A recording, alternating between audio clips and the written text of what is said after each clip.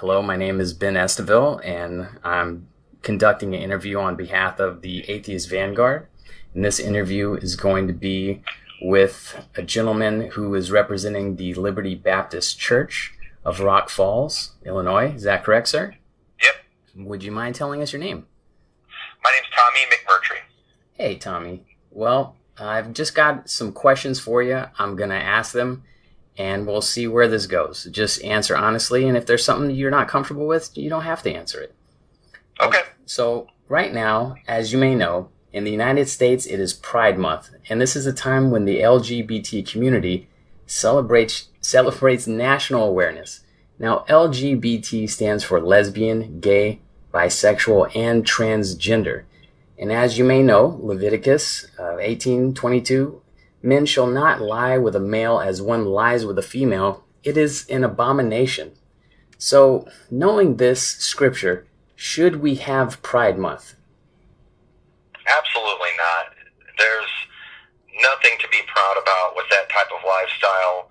It's a shame, and to celebrate something that is that shameful makes absolutely no sense at all. And I refuse to acknowledge it in a positive way. I intend to continue standing against Pride Month. How do you exhibit standing against Pride Month? What does that look like? By revealing the truth of homosexuality and what it is. And the truth is something that people are trying to suppress. It's being called hate speech when we're just stating what the Bible actually says.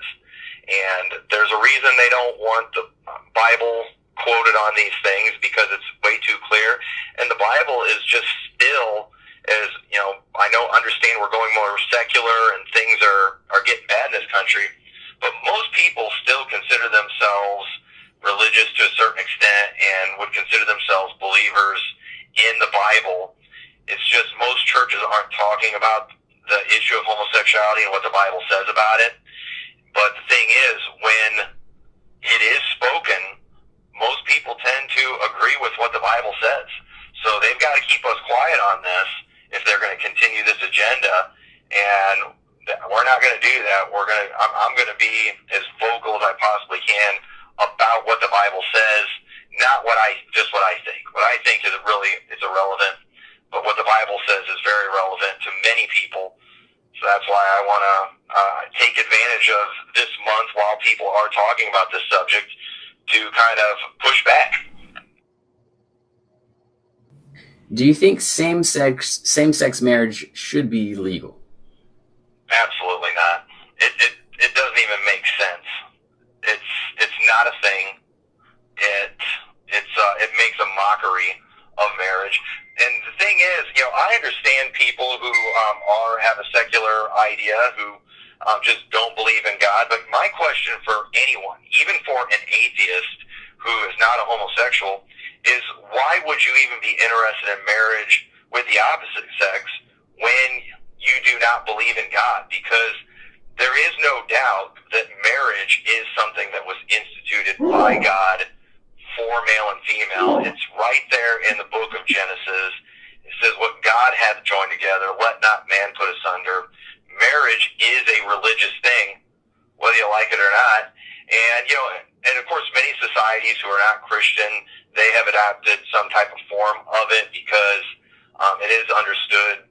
It's been understood in society that, if you marry someone, you are, as a man, are expected to take care of them.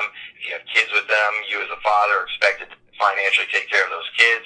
So it is a, legal contract too, I guess you could say, for many different reasons that I could go into. I won't take the time to do that right now. But marriage itself is something that was instituted by God. I don't know if there's another person in the world that would say its origins came from anywhere other than the Bible. So to hear homosexuals who are clearly defined as an abomination in the Bible, to see them trying to, practice marriage, it's laughable. It would be laughable if it wasn't so blasphemous and so disgusting. So they absolutely should not be able to get married. Society should not recognize that, and I don't recognize it. Are you of the mind that it should be one man and one woman and not multiple people in a marriage? Absolutely. One man, one woman, till death do them part. Is that in the Bible where it specifically limits the number of participants in the marriage? Yes, I mean it's right there in Genesis. You know, for this cause shall a man leave his father and mother and be joined unto his wife, and they two shall be one flesh. That's what the Bible says. They two shall be one flesh. Now you can see examples in the Bible of people perverting marriage, misusing marriage, having multiple wives, and it always led to problems. It was always something God was not pleased with. You can see examples of divorce in the Bible, but when the Pharisees asked Jesus about divorce, Jesus flat out told them that Moses gave you that bill of divorcement because of the hardness of your hearts. But he said from the beginning it was not so. And he quoted that verse, for this cause shall a man leave his father and mother, be joined unto his wife, and they twain or two shall be one flesh. Therefore, what God hath joined together, let not man put asunder. So there's things in the Bible that God allowed to take place because, you know, God doesn't just wind us up like robots. He gives us some choices, but those things were never God's will. It was never something he was pleased with, and it was always something that came with some serious repercussions. So yes, you do see people getting divorced in the Bible, but Jesus is clear. God was not pleased with it. You see examples where men married multiple wives. That was always a sin. It was always something that God wasn't pleased with, and it always caused problems.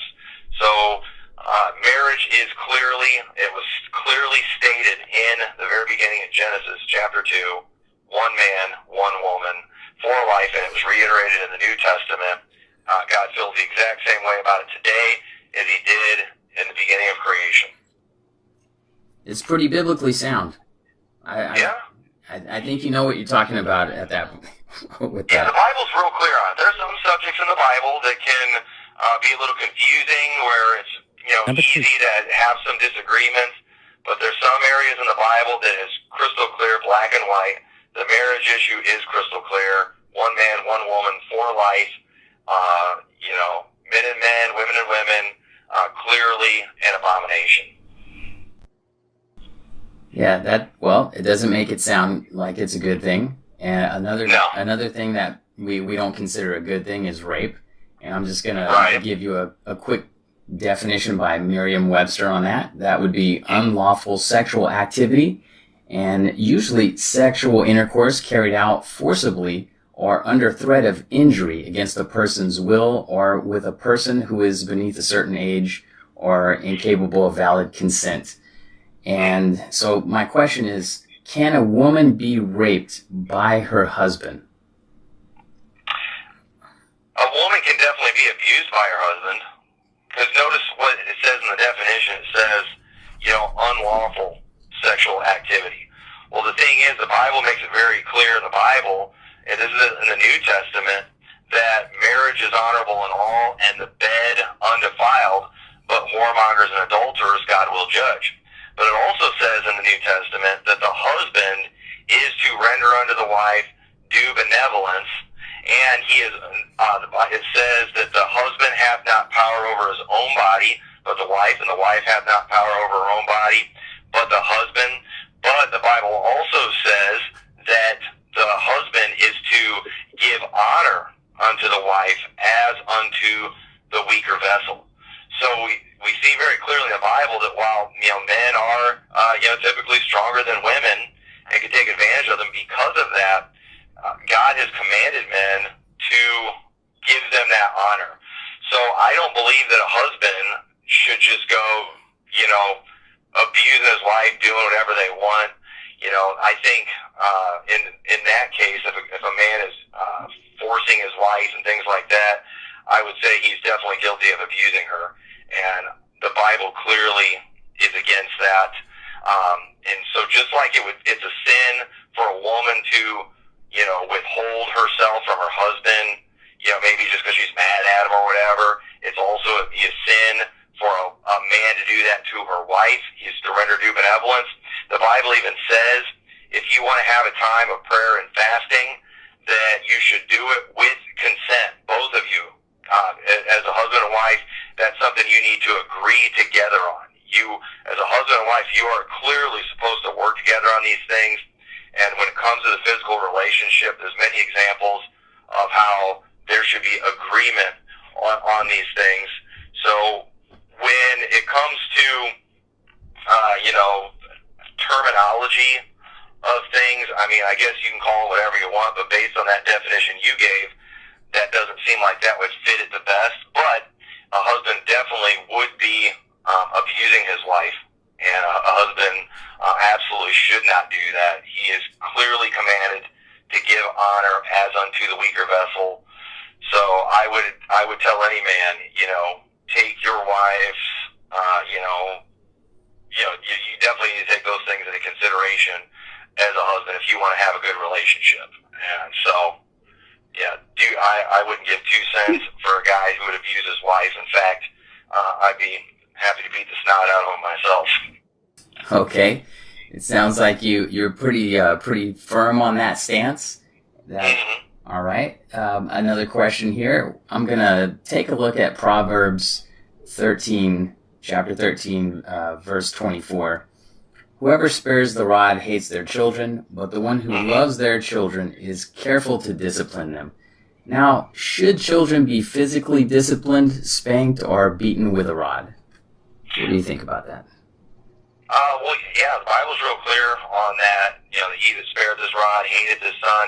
Now, I use King James for everything. Now, the King James Bible, it states a little different than what you said. It says, he that spareth his rod hated his son, but he that loveth him chasteneth him betimes, which means early. Now, I do not believe in abusing your children either. It doesn't take much to get the message across to a little kid. I do not believe in, bruising your kid, leaving marks and things like that. But you know what? A good old-fashioned spanking, it never seriously damaged anybody. I'm living proof of that. My parents regularly, whooped the fire out of me growing up, and I'm very thankful for it. And the thing is, too, with that passage, a lot of people, they scoff at that because they think, well, I don't hate my child, and I don't spank them. But one thing that the homosexual community especially do not understand, they don't understand what the word love and hate even mean. They don't understand that. Love in the Bible, when it's mentioned, usually right after that it mentions an action. So, for example, for God so loved the world, it's not talking about a warm, fuzzy feeling he had. It's actually talking about an action, because the very next line is he gave his only begotten son. Okay? It's an action. So a man who is sparing his rod, he hates his son. Okay? That's doing damage to your child to not punish them. But he that loveth him chasteneth. There's the action right there again. That is what a loving parent does. They do something that is unpleasant, and it is unpleasant to discipline your children. You don't want to do that, but it's been commanded, and it works. Now, I don't believe in child abuse. I think there are some people that take it way too far. I think that's terrible. I think it's disgusting and I think it's child abuse when parents drug their children because of their behavioral issues. Giving them Ritalin and all these things. That type of thing should be child abuse. That has serious damage. Kids who are on all these medications, they are more likely, statistically, to be drug abusers and things like that. You're making them dependent on drugs. That's child abuse right there. But giving your kid a swat on the backside, that is no abuse. It does no permanent damage.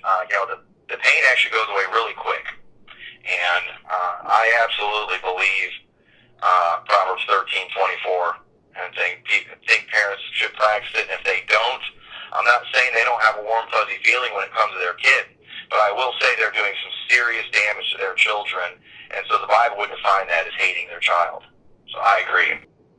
Roll the first clip. I want to go down to Deuteronomy, and that's chapter 21, verses 18 through 21, with regards to stoning unruly children.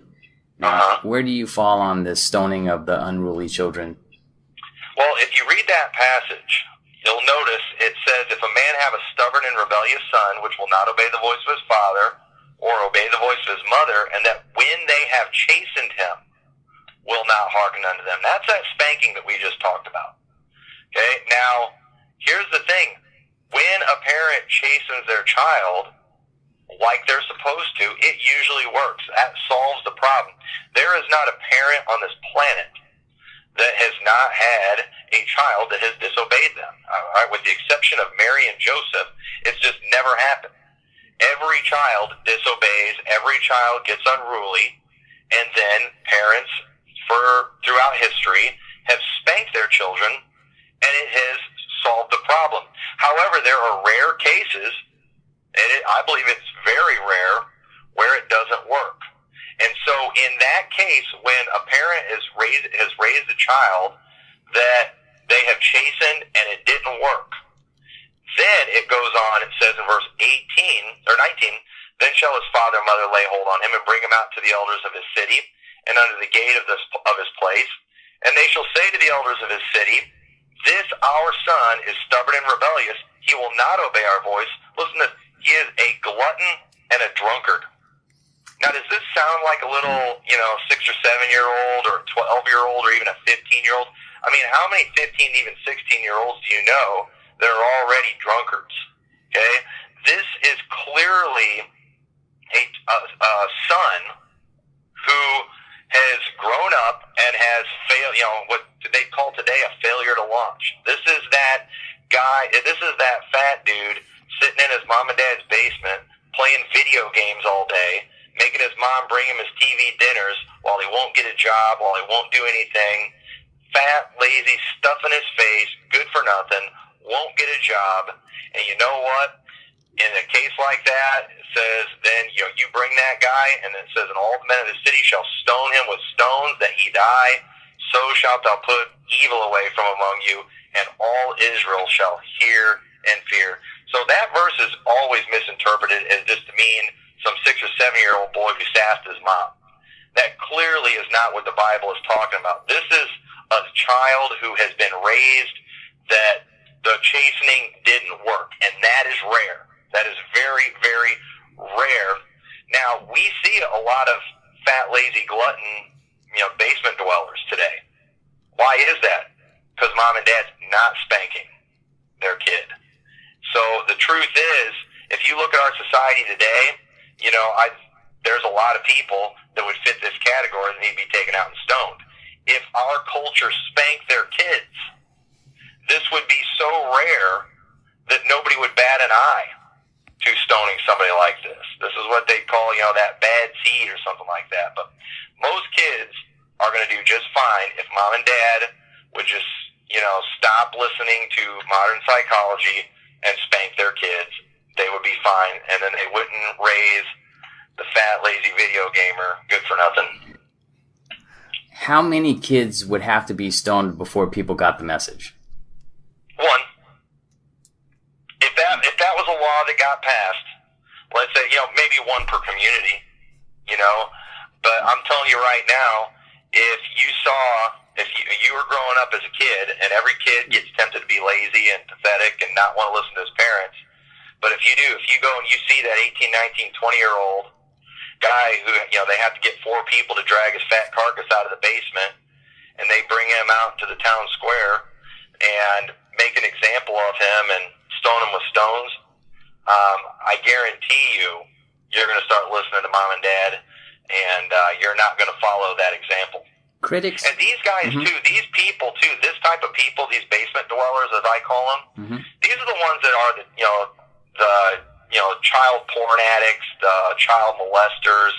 They're always the ones, the dirtiest, nastiest people in society that even many homos see as bad, child molesters. They're usually some just fat, lazy, good for nothing that's in their parents' basement, watching child porn all day. These are the ones that be getting stoned. One quick, just a quick observation.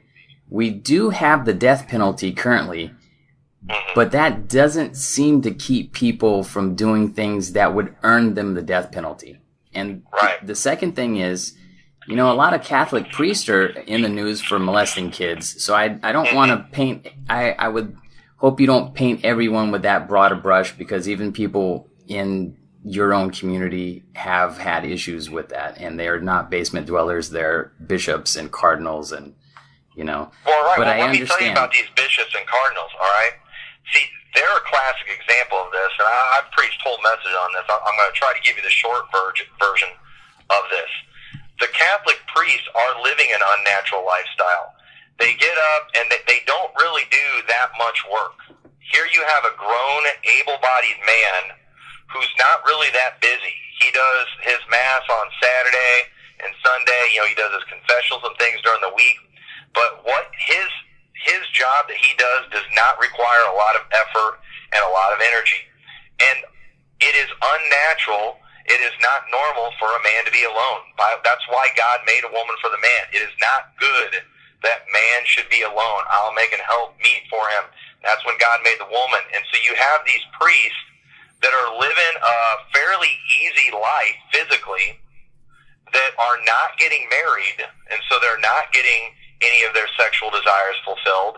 And you know what ends up happening? It ends up messing with their mind, and they turn into perverts. You know, and except it's not just because people dwell in basements that, you know, they're bad. It's because they're lazy. And they're, you know, and when you're married and you have children and you're providing for them, it's a lot of work. And you know what? You're going to be too tired to just sit around watching stuff that's going to ruin your mind and to, you know, go just doing all the pervy stuff that they do. And the truth is, too, you know, if you're married and have kids, you're going to be worn out, but you're also going to have a wife, you know, to take care of those needs that you have. So, yes, the Catholics, that's a totally separate issue right there. There's a lot of reasons there's so many perverts in the Catholic Church. And, you know, I wish I could tell you that it's never in the Baptist Church. It is in the Baptist Church, too, because, frankly, some Baptist pastors are pathetic and lazy, too. And you can, this Make America Straight Again conference that I'm going to be preaching at, that's who I'm actually preaching at. I'm going to be preaching about why there's so many perverts in the pulpit. And I believe if people recognized, you know, homosexuals and perverts for what they are, I think Baptists would do a better job of keeping them out of their pulpits. Because they're in every religion, and I don't want them to have any. I don't want them to be in Baptist churches at all. Do you think that homosexuals can be converted and made straight? No, absolutely not. No, when we say make America straight again, we're referring to the country in general. We're talking about you know, getting this country where, you know, that's a mindset, you know, where we understand that you know, being gay is not normal, that it is wicked, and yes, there's always been homos. The book of Genesis proves that. But at the same time, you know, since the beginning of time, most societies understood their place in the community, and that was that they didn't have a place. And they would, you know, keep driving them out of the land, they, you know, execute them, and they still execute them in many places. And you mentioned how the death penalty doesn't seem to do much. Well, a couple of reasons the death penalty doesn't do anything is, one, nobody sees it. Okay? When they executed people back in the day, everybody saw it. Public hangings. Okay? Yeah, they do public hangings. It was done where everyone could see it. And, you know, they did that so, you know, others would see and fear. Now when it's done behind closed doors. It's not on camera. Only a select few people get to see it. It's pretty quick and painless because most of the time it's lethal injection. But even if they get in the electric chair, nobody's seeing it, therefore it's not doing any good. Another reason it's not having an effect is because it takes years after they committed the crime. And it says in Ecclesiastes 8:11, it says, because sentence against an evil work is not executed speedily, therefore the heart of the sons of men is fully set in them to do evil. When wickedness happens, when evil takes place, it needs to be dealt with quickly.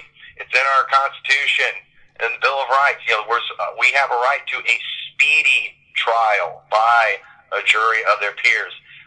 In the criminal cases these days, they drag on for months and even years, and then years after they get convicted, many times, or even months, then they sentence them to death, and then it's months and even years before they actually get put to death. By then, everyone's forgotten about the crime. And there's a lot of automatic appeals to stretch the process out and make it even longer, even if the prisoner actually just wants to die. They legally... Right. Yeah, I understand what you're saying. Yeah, so it's our society, even though it still has a death penalty a little bit, they've made it completely ineffective. And, I mean, it's still better than nothing, but at the same time, it's lost its effect the way they're doing it. They need to do it the right way. Opponents to the death penalty say there have been people who have been executed and they actually come to find out later they were innocent. If we could guarantee that the guilty people are guilty 100%, do you think that a swift death would be a benefit for all to see on something like pay-per-view or, you know, some kind of government channel like C-SPAN? I think it needs to be on PBS, not pay-per-view. PBS? But at the same time, you do need to make sure. You know, the Bible makes it clear at the mouth of 2 or 3 witnesses. In fact, they were not allowed to put someone to death because of one witness in the Bible. That was something that the Bible spells out, because when you're putting somebody to death, that's something that you need to take serious. And it's, you know, you don't do just, you know, lynchings and things like that quickly. No, there needs to be due process. They need to make sure that they actually did it. And, you know, the Bible says, judge not according to the appearance, but judge righteous judgment. And we could talk for hours about just a lot of the different, you know, some of the things were pretty meticulous. It's in that Old Testament law that if we followed these things, we would get the right people most of the time. I mean, I'm not saying it would be impossible to ever execute the wrong person, but it would be extremely rare. But I will say this, because we're so worried about executing, you know, one innocent person, we are creating many, many, many more victims. I think the law is written so that it's preferred that 10 guilty go free before we unjustly convict one innocent. Right. Yeah, I think that's kind of the mindset. But I do think if we're going to put somebody to death, it's got to be really clear. I know some people who've been convicted for murder, and it wasn't super clear that they did it. To me, you know, they had reasonable doubt. You know, they were able, or you know, they didn't convict them. To me, it wasn't beyond the reasonable doubt. I wouldn't put them to death in that situation. Do you think the people of the LGBT community should be put to death? I do. I think the Bible's real clear. Now, does that mean every single person who identifies as LGBT? Because, you know, unfortunately, they're being recruited. Many, especially young people, because it's like when you say that, then everybody's saying, you know, it's a little 5-year-old who wants to wear a dress, you know, you want him to be taken out and stoned. No, I personally think that child's parents is abusing him, if that's what's going on. But it's not, here's what the other side's not understanding, and hopefully at least your crowd will get this. Just because someone says, I am LGBT, that doesn't mean that they deserve to be put to death. You have to actually be guilty of the crime. You have to actually be guilty of, you know, committing that act of sodomy or whatever. You know, I could say, you know, I'm a really mean person and I've got a really bad temper and, you know, I'm a murderer at heart. But I'm not a murderer until I actually kill somebody. And I shouldn't be put to death until I actually kill somebody. And there's a lot of young people that, you know, a lot of girls who they don't look like today's standard of beauty. You know, they're not real good looking, they're overweight, and a lot of times, you know, because maybe they're not real attractive to boys, they want to kind of join a protected class, and so they'll say they're a lesbian. Same thing with guys. You know, they're not today's standard of this macho man. They're not the ladies' magnet, and so they don't want to get made fun of or whatever, so they join a protected class. But a lot of these young people, they are not burning in their lust toward the same sex. A lot of times they're experimenting or whatever. I don't think that they need to be put to death. But when you have somebody that is engaging in the acts of sodomy and things that I'd rather not mention, at that point they actually have committed the crime, and then that's when society needs to step in and say, we can't have this kind of wickedness going on. And people say it's just two consenting adults, but it's not. The statistics prove they have multiple partners. They are full of disease. They are spreading disease. There is no arguing that. The CDC proves that. And because we are not taking care of this, what should be a crime, there are many people suffering, as a result because they spread their diseases. So is that there's husbands out there who, they're secretly a homo and they're going fooling around behind their wife's back, getting diseases, and then going and giving their wife a disease. Sometimes innocent people end up getting diseases that shouldn't have. If it was only the homos getting it, I guess I wouldn't really care, but sometimes innocent people get it too. Is that the biggest reason why you would say that these people should be removed from our society? Or is there other reasons to that as well? Well, mostly for public safety. Just because of the fact, because of the diseases, because of the fact that it's a proven fact, it's also in the Bible, they seek to defile. You referenced Leviticus 18. It talked about defiling yourself. It talked about, not laying with the beast and defiling the beast. The reason that they seek so many partners is because of the fact they want to defile. Do you think they hate that which is pure? Pastor, do you think there is a concerted, focused effort by a community to indoctrinate and defile? Do you think that's a game plan? There is. You'd be insane to doubt that. For example, here we are, LGBT Pride Month, and I was just looking at a thing on Facebook, Xbox logo, rainbow colors. You've got all these companies using rainbow colors on their things. We see that that whole population is like 2% of our country, yet they are represented on every television show. They're represented on every movie. They're in the news media. Every major event that goes on, it's got to do something to recognize someone from that community. They are desensitizing us to this stuff. They're defiling the minds. When Bruce Jenner, decided that he was a woman, they went and they literally molested every single child by putting him in a female bathing suit on the cover of a magazine right there on the front stands in Walmart for every little kid to see. They have their drag queen story hours that they're doing in public libraries. I mean, these people aren't just trying to keep to themselves and do their own thing. They are actively trying to spread their filth in every public arena possible, and our government's helping them do it. PBS is doing it, having a same-sex wedding on an Arthur cartoon. I mean, there is no other reason for them to be doing this except to defile the minds of people, trying to make it acceptable, trying to make it not seem gross and disgusting. There is no doubt, no one can deny that they are overly represented on television. You cannot deny that at all. Why are they doing this? Why is Netflix making shows about child drag queens and things like that? It is not normal for a little boy to want to wear a dress.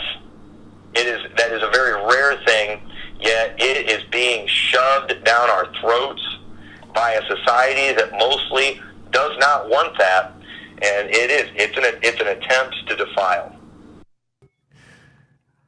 You mentioned Bruce Jenner. Do you think Bruce Jenner should be put to death? Oh, absolutely. Even if he's still married, let's say Bruce Jenner and he's married to a woman and they're still having relations, but he's transitioned. Is he married to a woman? I don't know the Bruce Jenner story. I can't. Bruce Jenner, unfortunately, I mean, that man has done so much damage to our country. Everyone knows who he is. They do. Everybody's seen his disgusting pictures. He is celebrated. He is being used to, corrupt the minds of innocent people. I mean, it's absolutely revolting and disgusting. The man has mutilated his own body. I mean, it's insane what is being done. And not only that, it wouldn't bother me personally. All right, I'm not trying to go against the Bible right now, but I'll just be honest. I really wouldn't care that much about what people do in the privacy of their own homes and behind closed doors. Right. I do think it needs to be dealt with according to the Bible, because once again, they're disease spreaders, they're defilers.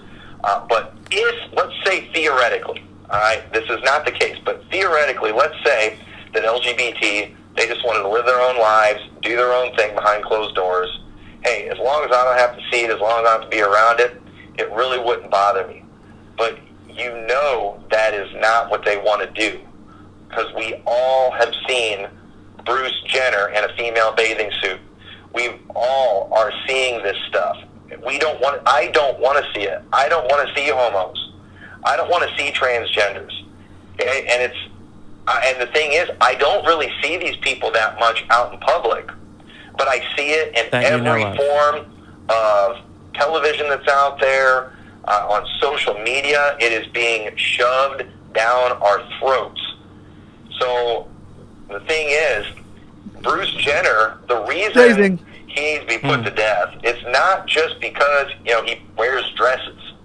It's because he is actively defiling the minds of innocent people. He is molesting people. I would get in trouble if I went out on my sidewalk and I went and I took a naked picture of somebody and I showed it to a child. Okay, I would get in trouble for molesting that child. That would be considered molestation. So okay? I think most people would agree with that. So why is it not molestation? When a guy wears female clothes and then makes people see it who were not expecting to. That's an interesting point. If they want to put Bruce Jenner on the cover of a magazine in a bathing suit, then you know what? Why don't they go put it in some magazine section where you got to be 18 to go get a copy? But no, they put it right there in the front at Walmart where you're trying to check out your stuff. That's what these people do. That's why they're so bad. I'll be brief in my I would comments. assume that you believe man was created in the image of God. Yes. That's true? Mm-hmm. But from your view, you want people to be less seen. I understand in other countries they have a similar viewpoint. People are wearing full burqas and you can't see any of them. But it seems sometimes, I guess, a counter argument would be that if everyone's made in the image of God, we should see more of everyone physically. Well, the problem with that, when you read the book of Genesis, when God made man and woman, it says they both were naked and were not ashamed. All right, now the thing is, though, as soon as man fell, okay, man now had the knowledge of good and evil. They lost their innocence. You know what the first thing they did after they realized they were naked? Nobody even told them to do it. It was just Adam and Eve on earth. They went and sewed fig leaves together to try to cover their nakedness. It is natural to be embarrassed when you are naked in public. That is a completely natural thing. Every normal person, if they ended up in public naked, would be humiliated. Okay? We have to listen to the rest of the clip. Natural. What is unnatural is to want to go around completely naked. But what is it? Something that perverts do. They often go out, flashing people, exposing themselves. They do that to defile minds. And Adam and Eve, when they sewed those fig leaves together, they did the best they could to cover up. But guess what? It wasn't good enough. God went and he made coats of skin for them that they wore to hide their nakedness. So the thing is, we're made in the image of God, but it's clear in heaven, everybody's wearing white robes, including Jesus Christ. We're not up there naked. We wear clothes. So why is there the nakedness? You know what it is? It's a picture of our our shame, and we need it covered. It's in nakedness. All right, nakedness on mankind. I might get a little deep here, but in the Bible, it's symbolic of man's sin. Okay, and just like we all have nakedness that we want covered, we all have sin that needs covered. There is only one covering for sin, for our sin. It's not fig leaves that we sew together or our good works, but it's the blood of Jesus Christ. That is the only thing that can cover our sin. And God made us with a nakedness, you could say, that we should be ashamed of. But you know what? He provided a covering, and we have sin that we should be ashamed of, and God made a covering for that. It's the blood of Jesus Christ. So when man goes out, and they're naked, and they're showing their nakedness, you know what that is? That is a picture of someone who's just being in your face about their sin. That is a wicked attitude. We all have sin. We all have nakedness. We should not be out displaying that loud and proud. We ought to want that covered. We ought to be ashamed of that nakedness and get it covered. And you know what? I have sin like anybody else. But you know what? That's why I called on the Lord for salvation. His blood was payment for my sins. It covers my sins. But then you've got these sodomites out there who participate in a sin that the Bible makes very clear is not natural. But what do? They have Pride Month, which is interesting because one of the main sins of Sodom was pride. And they declare their sin as Sodom is a phrase that the Bible uses. So there they are in your face about their sin. That shows a wicked mindset. That's an unnatural mindset. That's not what Adam and Eve did when they realized they were naked. They didn't celebrate their nakedness and put it out there for everyone to see. They tried to cover it. That wasn't good enough, though. God ended up covering it for them. Many people today, normal people, they realize they're sinful. A lot of times they try to make up for their sins themselves. They try to cover their own sins by good works. That's not good enough either. The blood of Christ is the only thing that can cleanse. So there's a reason God made us with nakedness. It's a very clear picture of our sin, and that it needs to be covered. So I'm glad you brought that up, because that's a great message. Well, I think you've done a lot about the LGBT community and everything, but I would like to know if you've had any personal interactions with anyone of that community, and if you have, how has that informed your thoughts? Oh, say my name, fool. Well, I've had a ton of interaction, mostly on social media and stuff, in the last month. But not person to person.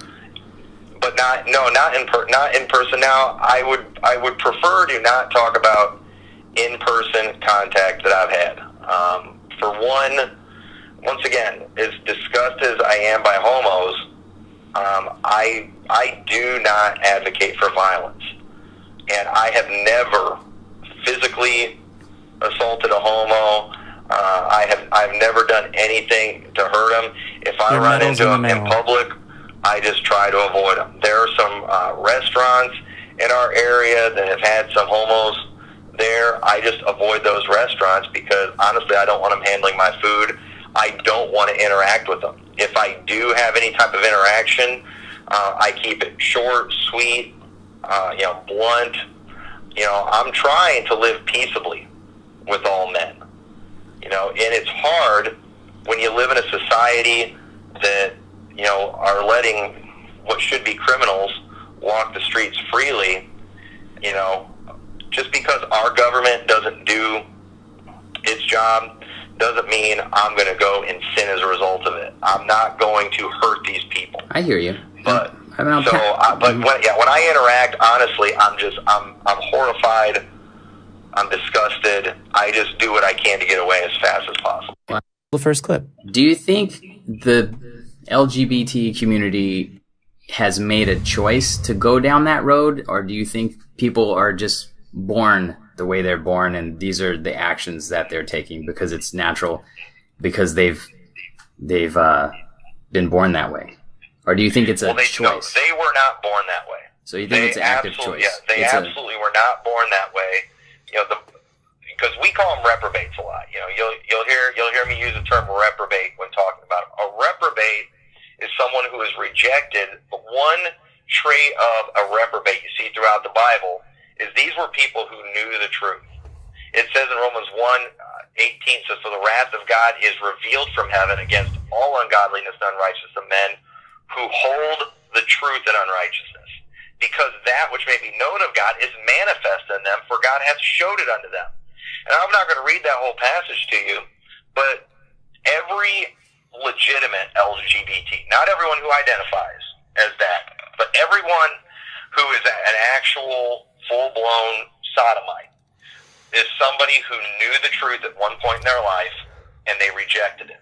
Every member of the LGBT community is somebody who God loved at one time, God wanted to save, God died and he paid for every one of their sins, but at some point in their life, and I can't possibly know when this was, they rejected God, and then God rejected them. And the Bible says God gave them over to a reprobate mind to do those things which are not convenient. So as a result of whatever wickedness, and it could be any number of things that they were involved with that caused them to reject God, but whatever it was, part of their punishment is God kind of took away that natural instinct we have. For example, it is completely natural for you and me, if we put our hand on a hot stove, to immediately move our hand away because it burns. That damages us.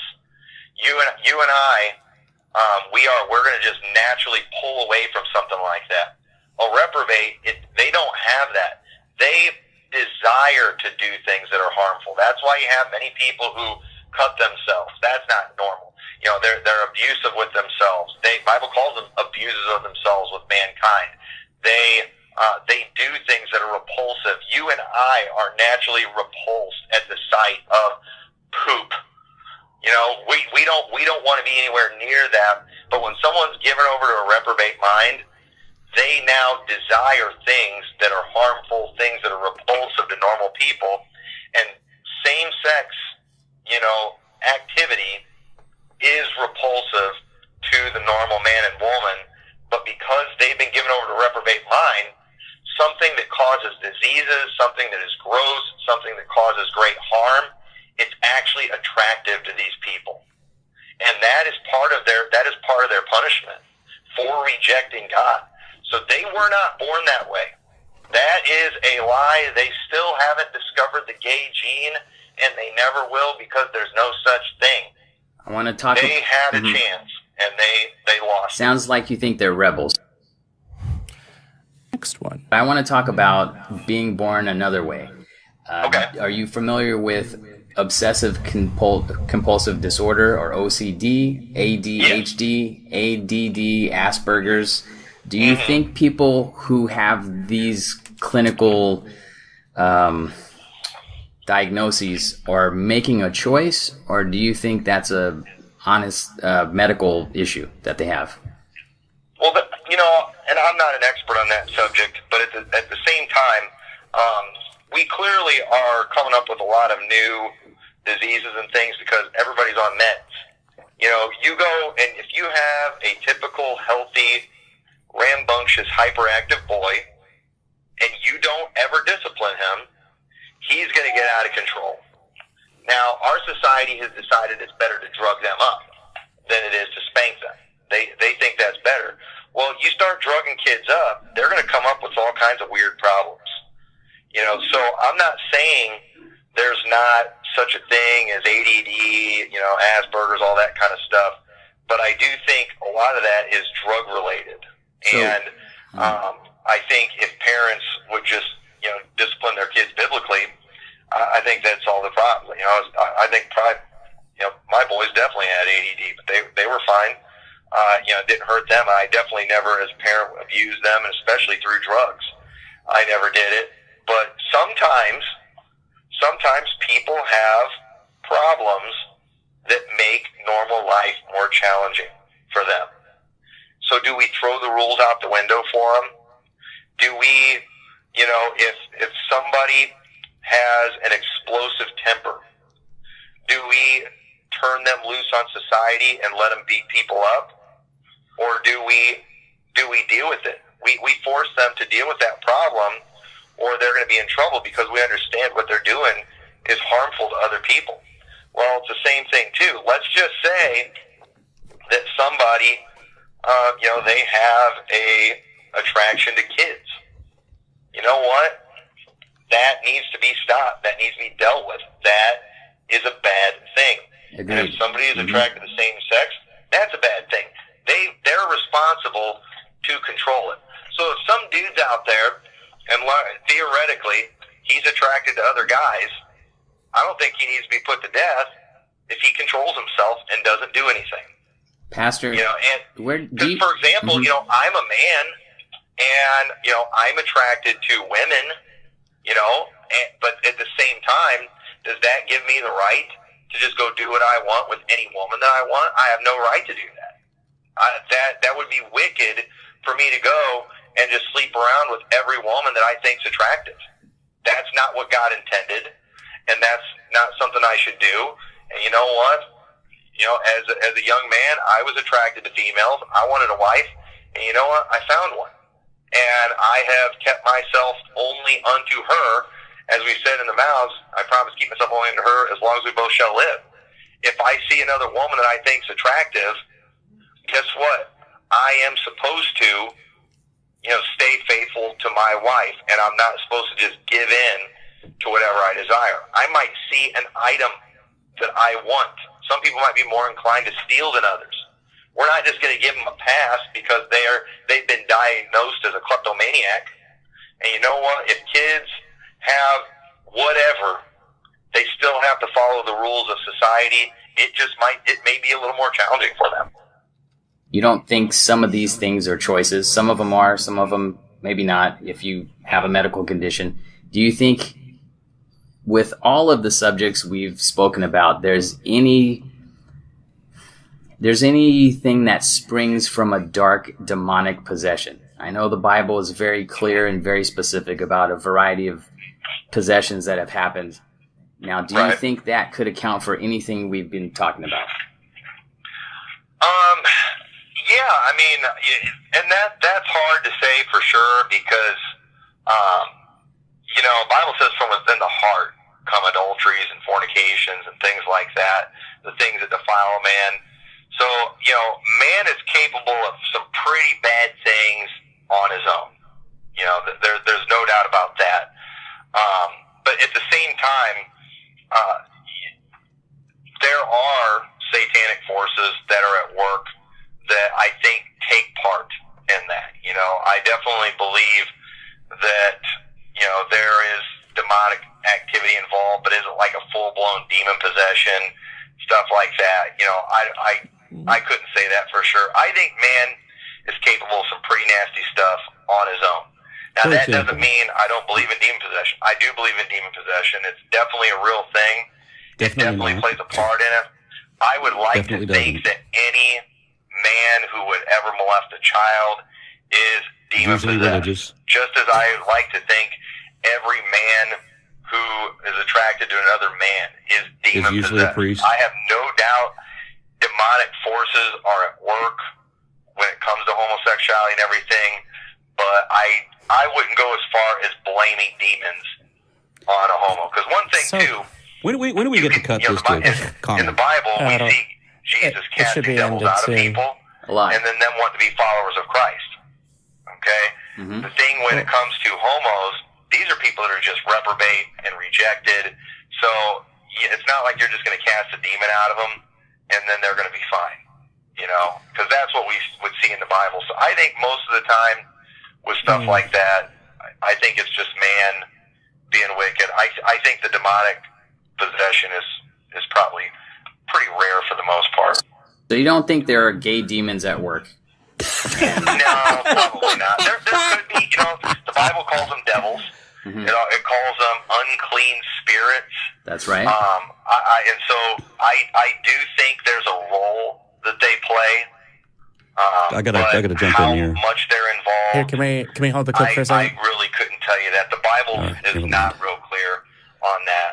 You'd think it would be if it was written by God. I think you could say that if somebody told me, I think devils and demons always involved in homosexual activity. Okay, fine, I can give you that, but that doesn't take away the responsibility of that individual. You think they're involved in some way? Do you think they're involved in the structure of the media? Because I know. Oh yeah, there's no doubt there's dark forces at work there. I mean, what the hell is that? The Bible says we wrestle not Fox against News. flesh and blood, but against principalities and powers, against spiritual wickedness in high places. And I have no doubt. I think we'd be more likely to find demon-possessed people in Congress than we would at the Gay Pride Parade. I'd agree with you my now. opinion on it. I think you'd be more likely to find demon-possessed people in the news media than you would be in the child molester's basement. I think they spend most of their time in the high places. And think about it. It's our stinking government that's enabling these monsters. So if a demon wants to do the most damage, they're going to work on the people that are in the high places, in positions of authority. And so I said, if I was going to go looking for a demon to cast out of somebody, I wouldn't go to the Gay Pride Parade. I'd probably go to Washington, D.C. Well, there's an election coming up, 2020. Do we have any signs of possession that we should be looking for? Because I know a ton of people want to get in there and be in charge, sit in the big chair and tell everybody how it is. Is there anything we should be looking for to watch out for? You mean as far as demonic stuff goes? Yes, sir.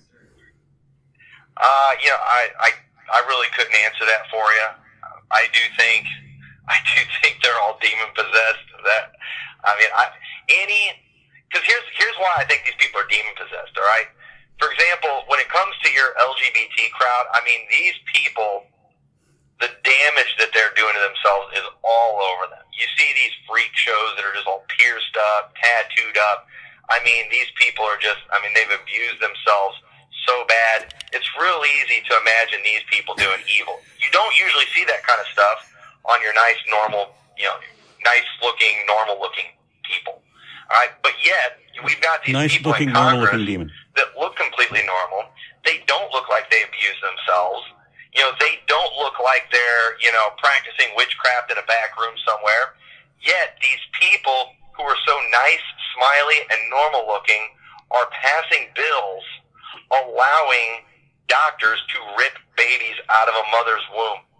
That is unthinkable. That Isn't that Second Kings? That any president or any judge, these judges, the fact that they would make these decisions allowing that type of thing to take place for moms to kill innocent babies, that's numbers 5. That is more demonic than anything that I can imagine. And these people do it straight-faced.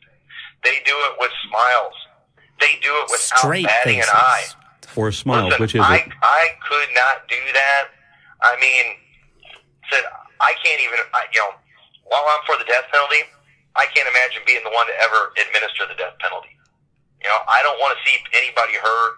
I understand sometimes that's got to be done, and somebody's got to do it, but I don't want to be the one to do it. I don't want to hurt people. It doesn't have to be done. I don't like seeing people in pain. And, you take the biggest scumbag out there, I would cringe to, see somebody stick scissors in the back of his head and suck his brains out and watch him twitching on the floor.